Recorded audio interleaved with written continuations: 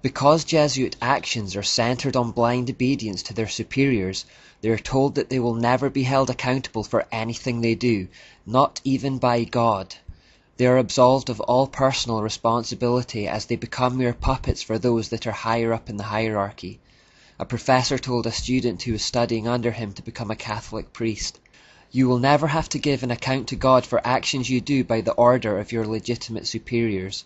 If they were to deceive you, being themselves deceived, they alone would be responsible for the error you have committed. Your sin would be imputed to you as long as you follow the golden rule that is a base for all Christian philosophy and perfection, humility and obedience." See how deceitful this is. The superiors are basically saying, you'll never have to give an account of your actions to God, don't worry about it. This allows them to perpetrate any act in the belief that they are beyond judgment. If their superior tells them to carry out a murder, they think that if they obey, then God will not hold them accountable and will instead blame the superior. This is one method the hierarchy uses to overcome or bypass the conscience of an individual.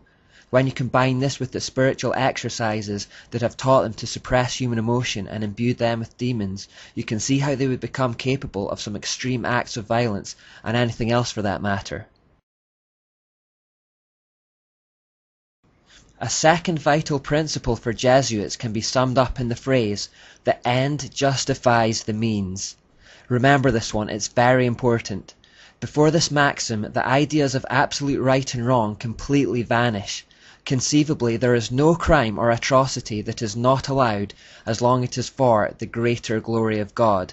In fact, the sins that achieve the right result become holy in the eyes of the Jesuit, no matter how disgusting.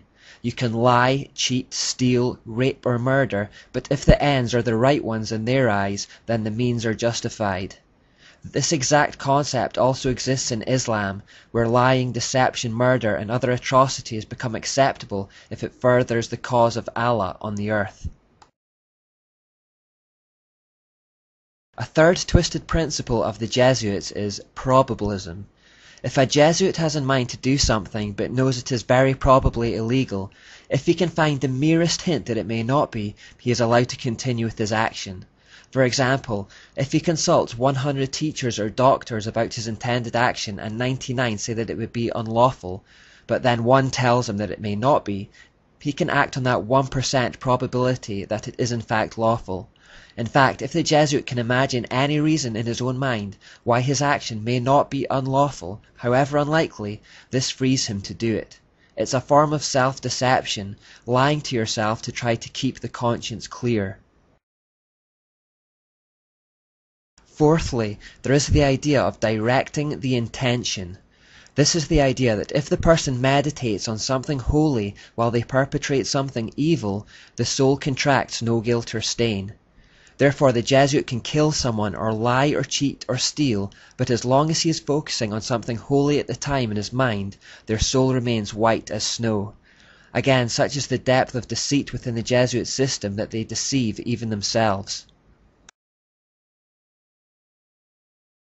Fifthly and finally, there is the doctrine of equivocation or mental reservation. This policy allows the Jesuits to follow a secret policy while stating something completely different to the outside world. This is directly from the mysteries where secret doctrines and purposes were hidden under double meanings and secret symbols that seem quite innocent to the uninitiated.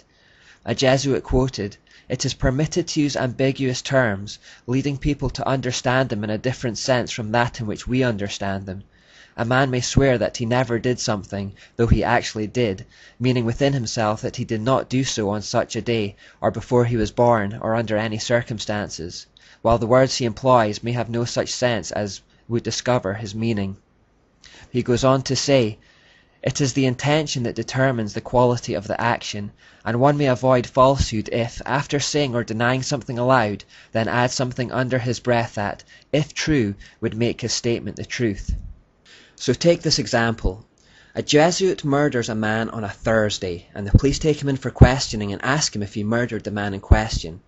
The Jesuit replies, "I did not murder him," which is obviously a lie because he did, but then under his breath or mentally he adds the words, "on Friday." These inaudible words that he whispered to himself after the initial lie have now made the statement true. By doing this, Jesuits can permit perjury and, in their own eyes, remain blameless.